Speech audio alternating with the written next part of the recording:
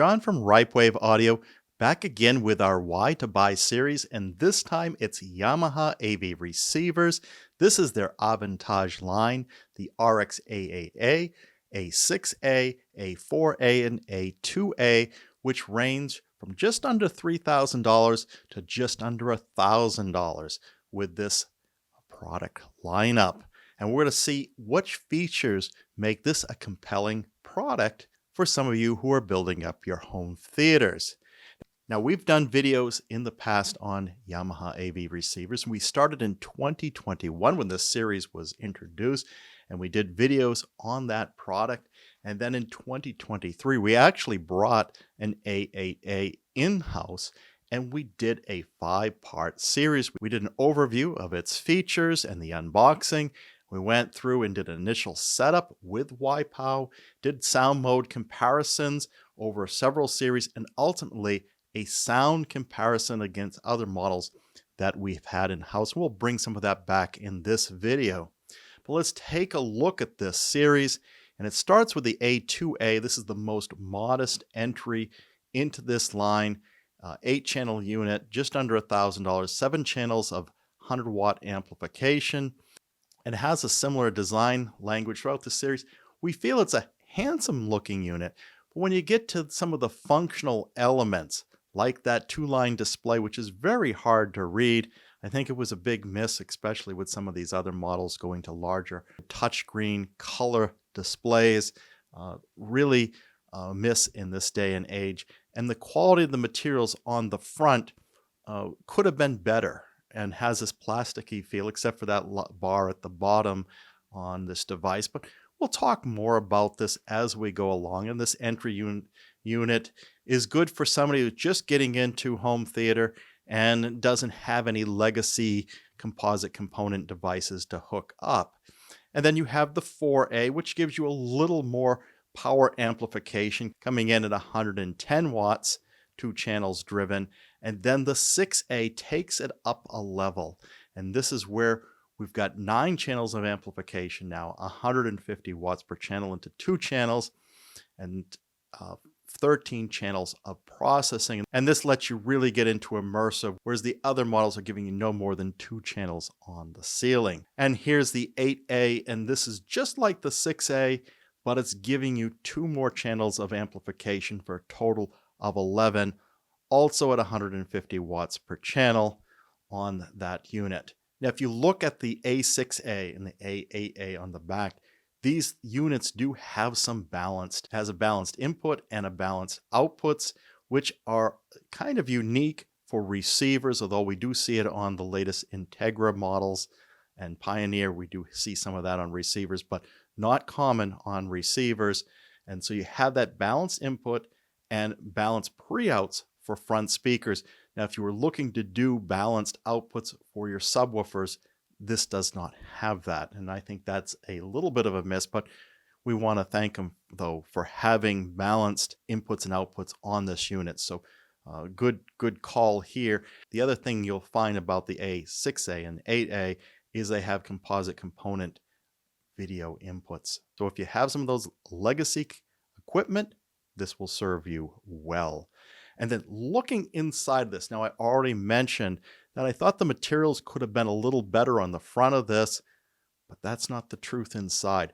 The chassis, the construction of this unit is very well built, and we'll see later on the weight of these units. These are heavy units, well constructed, a lot of bracing, a lot of sound dampening in this unit. It's got an E-core transformer inside of it on the A8A. Of course, when you go into the lower models, it's not as robust, but certainly good construction on those flagship models.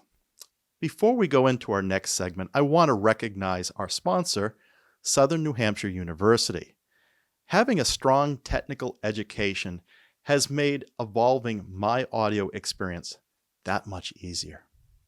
Most of you only know me from this channel, but I am also an engineer and a cybersecurity professional that works daily with software developers. It is that career which supports my family and initially provided the income necessary to build my immersive home theater system. SNHU has one of the largest accredited nonprofit online, so you don't have to leave your house, degree offerings in the country. If you have a similar passion for technology and are interested in starting a career or a new career, I recommend looking into their computer science degree program. In this program, you'll gain the skills needed to enter one of the nation's fastest growing fields. You'll learn popular languages such as Python, Java, and C++. Furthermore, experience in full stack development and integration using JavaScript, NoSQL, and Amazon Web Services will expand your toolbox. You'll also learn agile software methodologies and develop a security mindset that will help you understand some of the biggest challenges in the industry today. SNHU also provides cloud-based virtual environments in some courses to give you access to the technology you need for your degree and your career. And here's the best part. Southern New Hampshire University is radically affordable. Their online tuition rates are some of the lowest in the nation. Go to snhu.edu/Ripewave, which is also linked in the video's description, to see what the current average annual salary for a developer is and to request free information about the program. When you request information, a real person will hop on the call and discuss the program and how it can benefit you personally. In the future, there'll be two categories of jobs: people who tell computers what to do and people who are told by computers what to do. So, which one would you like to be? And now for our next segment. And here's where we're going to jump right into the sound quality of this unit. And this is particularly good. And it all starts with, of course, the DAC chips and amongst other things. But this uses ESS chips. The 9026 Pro in the flagship model is used. There's two chips there. It covers all the channels with the A6A. One chip is the 9026 Pro, like in the flagship, but the second chip is a ES9007S, which is the chips that are used in the A4A. When you go to the A2A, they use Texas Instrument PCM5102A chips. So the chips used in those flagships, good signal to noise.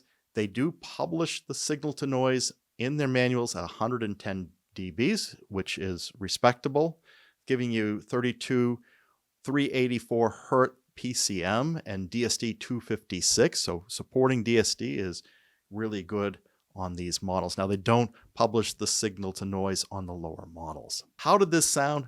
It sounded very good. In fact, when we compared this, this fit in the top tier, at least with the flagship model. It sounded, in my judgment, maybe a little better than the others we heard.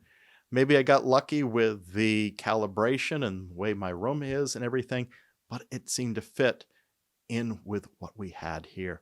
And I think you'd find similar results on the sound quality.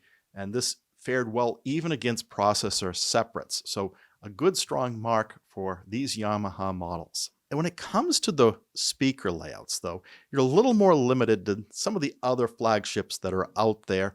Other models from, like, say, Denon, Marantz, Anthem, and Monoprice, and it limits you to a maximum of a 7.2.4.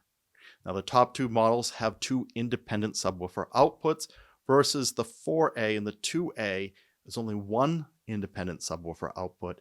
And it will either give you a 7.1 configuration, but if you want to have some height channels, you have to drop down to a 5-channel base layers, which means no rear surrounds, and only 2 in the ceiling. So that would be a 5.1.2. I think those considering, let's say, front wides or more rows of heights on the ceiling, the Yamaha units are not going to serve you well. But if this is where you want to land at for speaker counts, this is still in the running for you. Now, the upper models do also support Aural 3D, but I will point out it doesn't support some of the native layouts. So they'll map nice to it, but you won't have the top center speaker or the front center height speaker to choose from on your layout. So we've given this a blue color instead of a green color. Those who want a 1/4-inch phono jack in the front, this is going to give you that versus a lot that only give you 1/8-inch phono jacks. The voltage is determined at the factory. The other thing that this is missing in all these models is IMAX Enhance. There's no support for IMAX Enhance. There is support for Dolby Vision. The calibration, though, is YPAO. And Yamaha had recently, in recent years, updated YPAO, and it's gotten a lot better from what I understand. However, if you want to get in and do a lot of adjustment on your target curves, you might be better with a Dirac or a Odyssey-based system that allows you to do that. I'm not going to be able to give you this here. Now, they have something called low frequency mode that's optional. I wouldn't necessarily say this is like bass correction that Dirac has, but they do offer some low frequency enhancement on these upper models, except for the A2A. But what we'll say about the YPAO is its simplicity.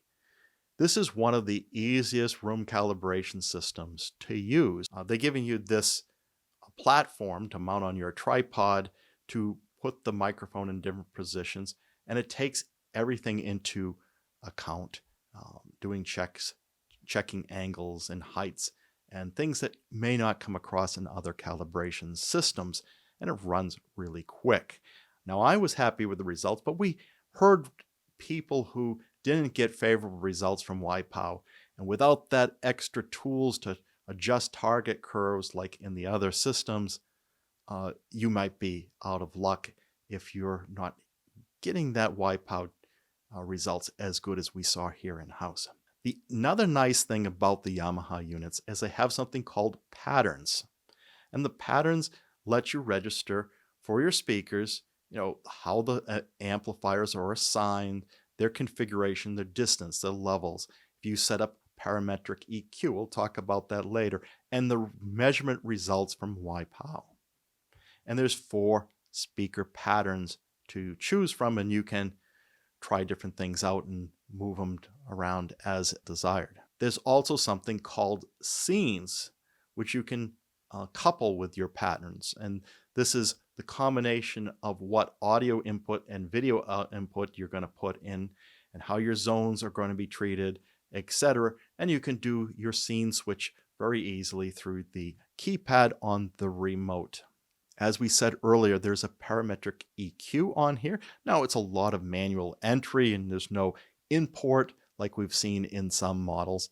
But if you're doing some external calibration, here's a nice way to make those adjustments. Maybe using REW, maybe you're using something like the True Target Magic Beans, and here's a method to get those entries in that you're using from an external calibration tool. Nice to see that in there. We felt that the interfaces on the front panels, we said before, very limited on that size, hard to read. Although the configuration with the on-screen menus was very easy to follow, graphical, maybe not as elegant as some others, but it takes a lot of the guesswork out of that by having that graphical interface. So very good there. And as well as being able to do your playback through an on-screen menu, they do have their Music Life system that allows you to navigate the system. One thing we thought was a miss is to get the on-screen information about what you're playing back. It's not a quick button as like we see in others where you just hit an info button. Here you have to hit options and it pulls something up on the screen, and that last choice is on-screen information, and then that fully populates the screen. So not too good there. The MusicCast application, good for navigating around your streaming sources, but it doesn't allow for a lot of configurations. Although if you have your scene set up, that's going to help you a lot. So I would say configure your scenes, but it's not really designed to do configuration or change some more advanced parameters. Another great thing about Yamaha receivers is their sound modes. And this is something that they've worked on since the late 80s. They have, of course, a pure direct mode and a straight mode and all that, but they have their AI and their HD3 and their surround decode modes, as well as virtualization options that are built into this. If you go back to some of the other videos that we've done, we go through how the pure direct and the straight modes all work, and I'll leave that prior video to cover all that.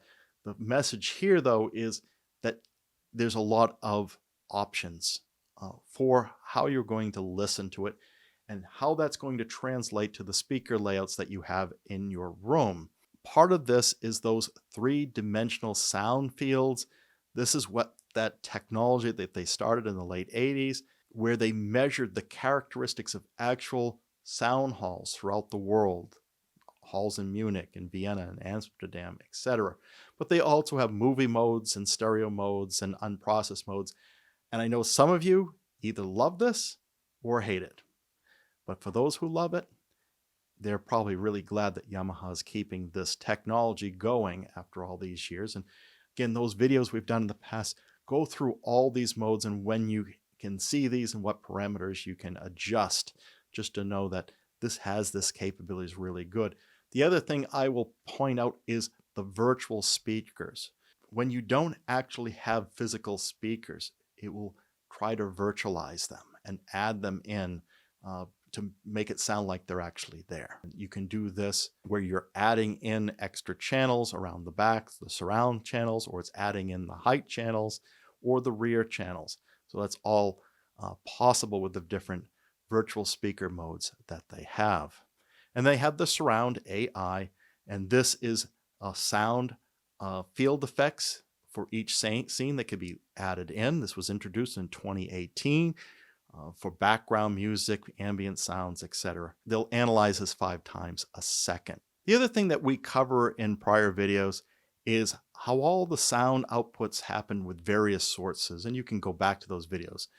But the one thing I'll point out here is sometimes those will upmix to your rear speakers unexpectedly. So when you're in a pure direct mode, I wouldn't have expected that my quad mix would have upmixed to my rear surrounds. They should be there for the side surrounds and the front channels. There's your 4 channels. Why is it adding in 2 more channels to the rear in a pure direct? Now, I wouldn't mind so much as once you went to straight mode or something, it added those in, but not to be able to do that native content exactly how it appears on the disc, I think is a miss. But otherwise, you get a lot of options on how to control this.